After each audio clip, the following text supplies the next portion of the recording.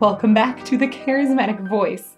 Today we are going to dig in deep to Myles Kennedy, the lead singer from Alter Bridge.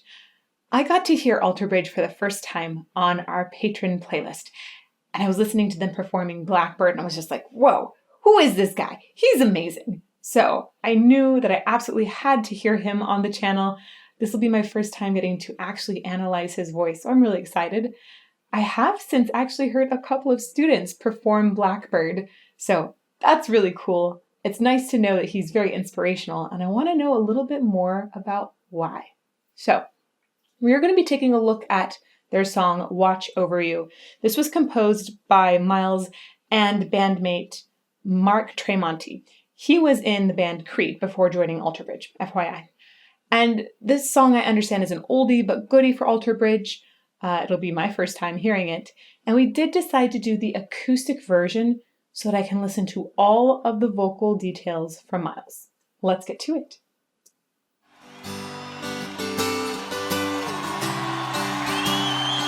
All right.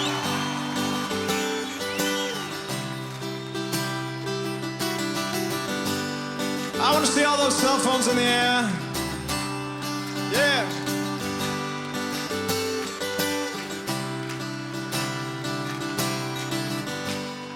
Leaves are on the ground. Fall has come. Blue skies turning gray, like my love. I tried to carry you and make you home, but it was never enough. I must go.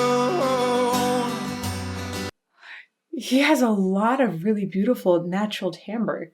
It's got a lot of depth in it, which is awesome. I like it feels more warm, like a deeper color. It's very, very nice. It's interesting. Every now and then he does things that feel slightly country, which I had not picked up upon before. And he even his mouth is a little more closed overall, and it sounds like he adds a little almost like a little twang. I think that they're from Orlando, Florida, so I wonder if he's picking up some sort of like the American dialect in the South there and pulling that in. And also he does combine this like more full throaty sound that has some depth in it. He combines that with a little bit of nasality, and it's a very interesting balance of those two timbres together. So like just a little bit of this, it has that like tiny bit of country edge to it. I'm very surprised by that. Very, very, very. And then he has a gruffness. It sounds like this metal gruffness behind it at the same time, mixed with that roundness that like a clean, healthy production of low sound there. I want to go back a little bit and listen to this from the beginning one more time, from the beginning of his singing. There? Haha. Leaves are on the ground. Fall has come. Blue skies turning gray, like my love.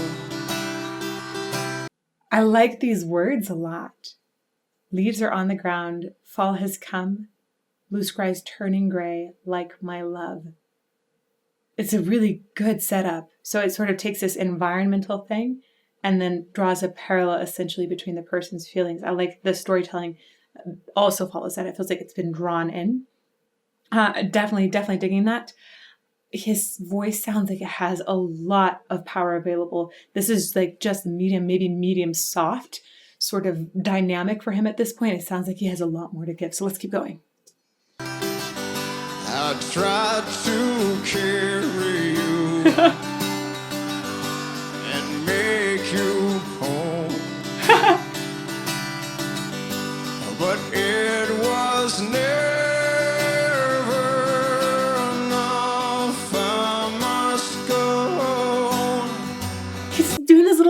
breaks off the voice here and there. And I just love them. I totally was not expecting it. And I love that he's using his voice in a way that when you have breaks, often it's a symbol, not a symbol, it's often a vocal, a vocalism, a vocal reaction to have a little break or tremor in the voice. If somebody is really nervous, like if you go up to give a speech and your voice suddenly breaks, that's often essentially the vagus nerve giving a little spasm because it's connected to your amygdala, and your amygdala is like, stage fright, must run away. So when there are little breaks like that, they can be reminiscent of just a lot of outpouring of emotion.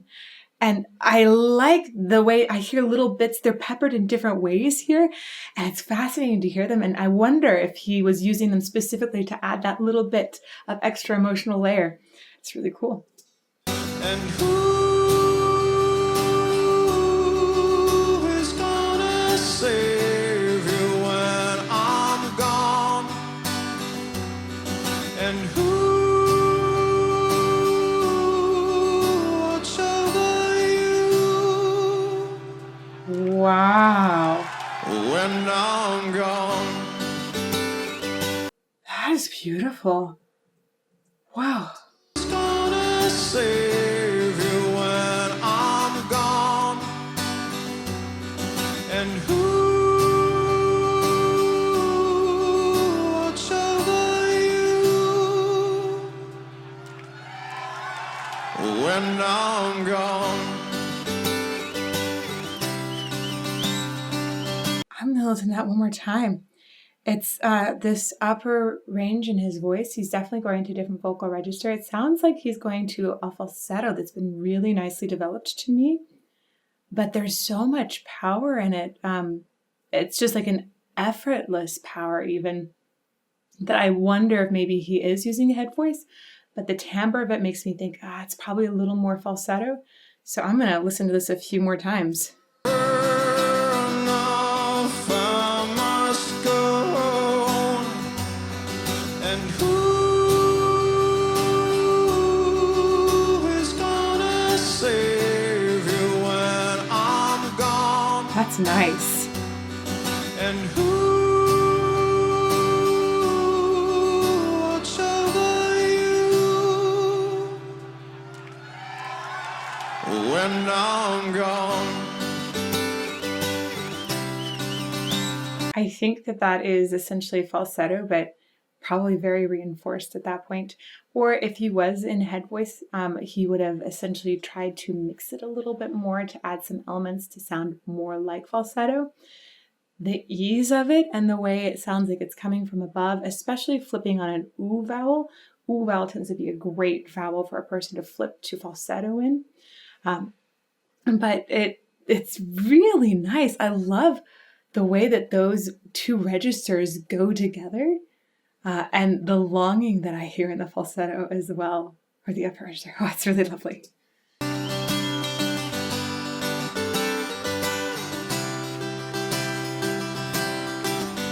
You say you care for me,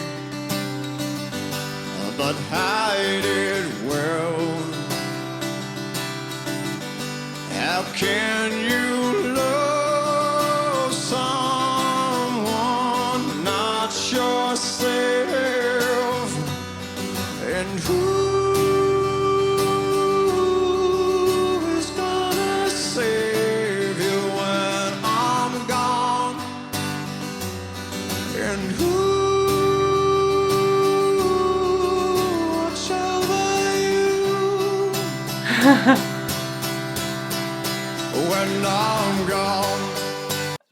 It's very catchy. The song it's good songwriting. It definitely, I love the questioning in it. Definitely, it sounds like it's about a codependent relationship, essentially. Someone who depends on another person to uphold them through whatever they're going through. And then the person probably needs to get out. So I think that's really interesting. You say you care for me, but hide it well.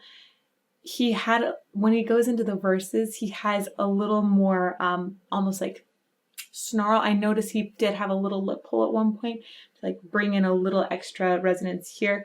Don't know if he was thinking about using that to create the expression or thinking about the motion, and that naturally happened. Often those things can just tie together. That's really, really awesome. I'm gonna keep going for now. I might scroll back a little bit more later though.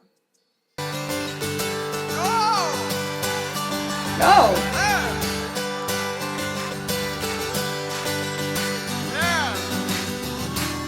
And when I'm gone, oh, break your fall. Oh, will you blame? I can't go on and let you lose it all.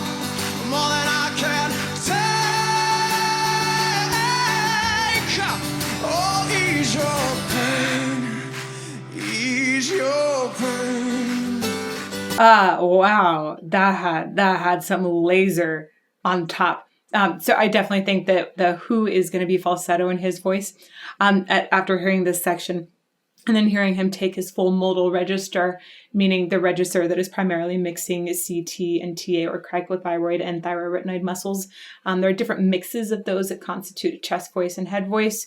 And this is, of course, using classical and much scientific terminology for registration at this moment. Wow, that was a lot of jargon. Sorry, guys.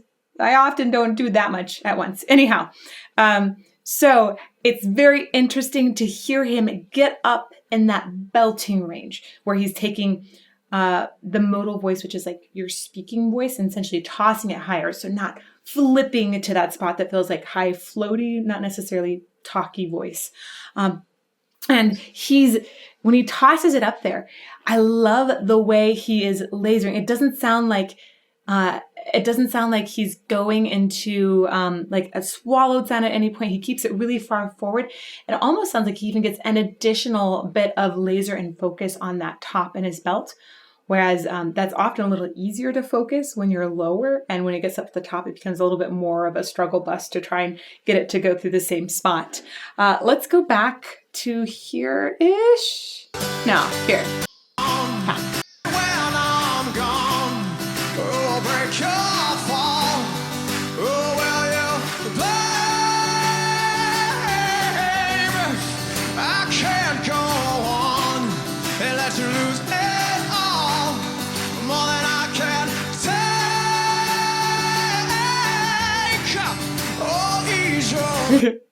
The K of take was gloriously strong and emotional. It was fun.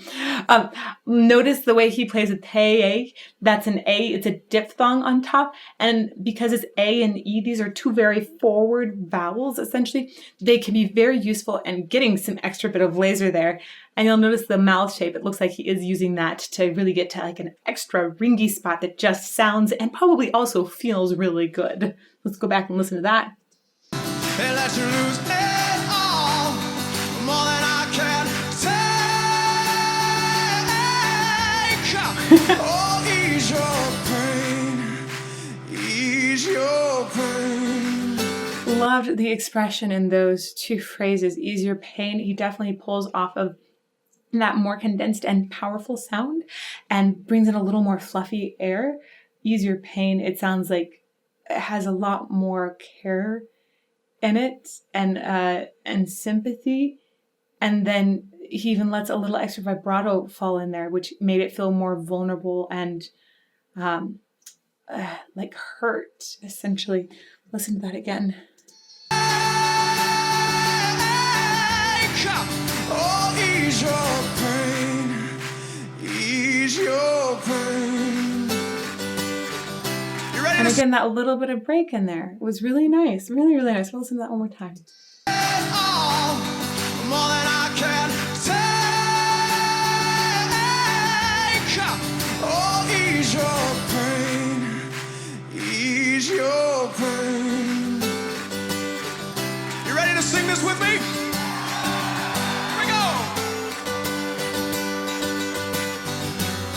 And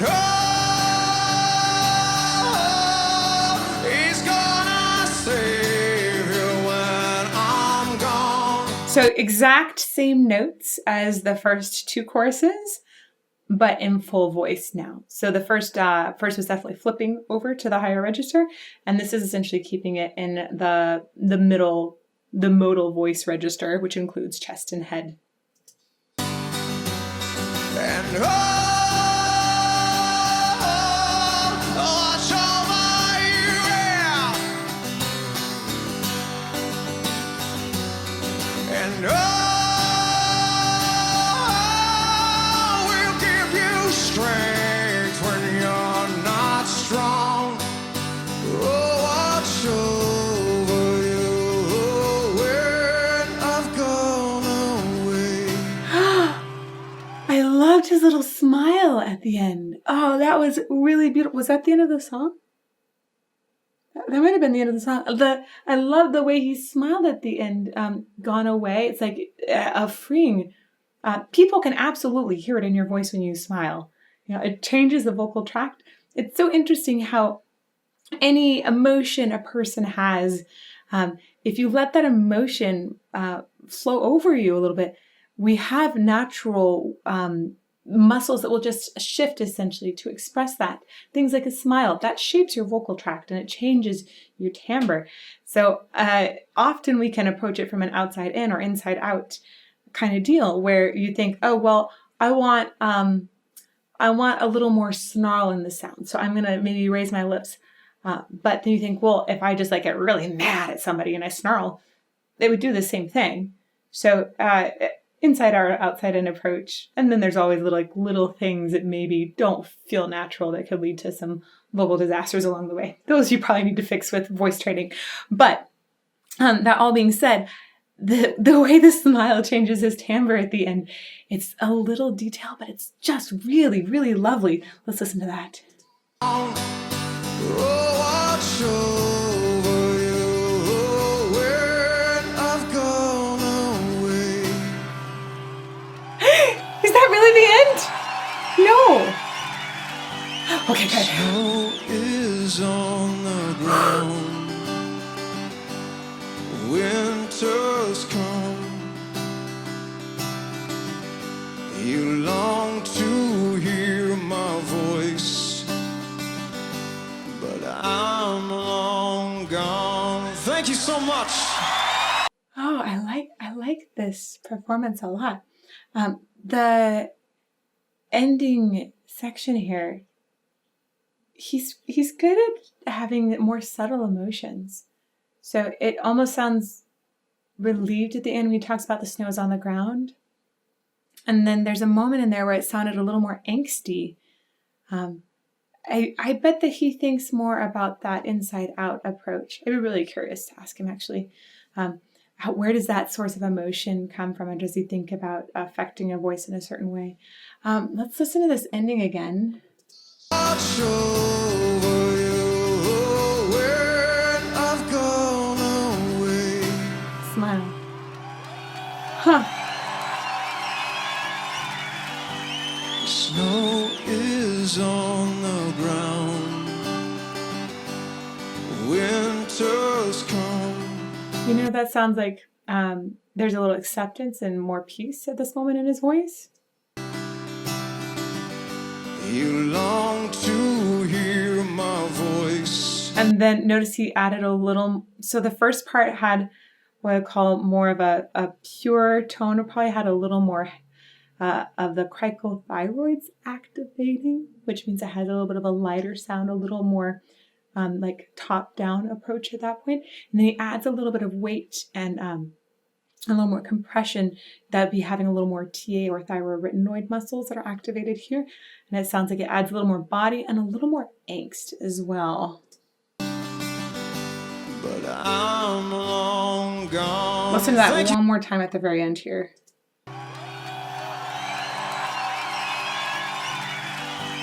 Snow is on the ground. Yes. Winter's come. You long to hear my voice, but I'm long gone. Thank you so much. Fantastic. Thank you so much. I love the full body sound that Myles's voice has. I really was surprised and impressed by how much of that full body sound he can take high, both within that lower register and when he flips up as well. That's very, very cool. I really dig the little almost countryisms, I'll call them for now, but they can apply to other styles like rock as well, obviously. And it was very interesting to hear those little breaks, the creaks into the sound, and the way that he very easily can affect the timbre to have a lot more power, to have some tenderness. And I really, really enjoyed just listening to how much great facial resonance was always present as well. Definitely, definitely interested to hear more of him. Love also that he was playing the guitar while singing the whole time. Sometimes that's distracting for singers. It didn't seem to distract him at all, though. And I know for me, like, I like to play into the piano and sing at the same time because it's fun to have that sympathetic vibration with strings in the piano. So I wonder if he feels the same thing with guitar for sure. Really, really beautiful performance. Really catchy song. Great songwriting as well. So thank you to everyone for recommending Alter Bridge. It has come up quite a few times in the recommendations. And thank you especially to our patrons for putting that on the patron playlist. I dig it. I would love to do more of it. So make some recommendations down below. And also please come and say hello sometime on Monday, Tuesday, or Friday at 8 a.m. Arizona time when we have live premieres. Or you can also find me, obviously, on Patreon. Or if you want to learn more about music or singing, you can find me at thecharismaticvoice.com. Thanks.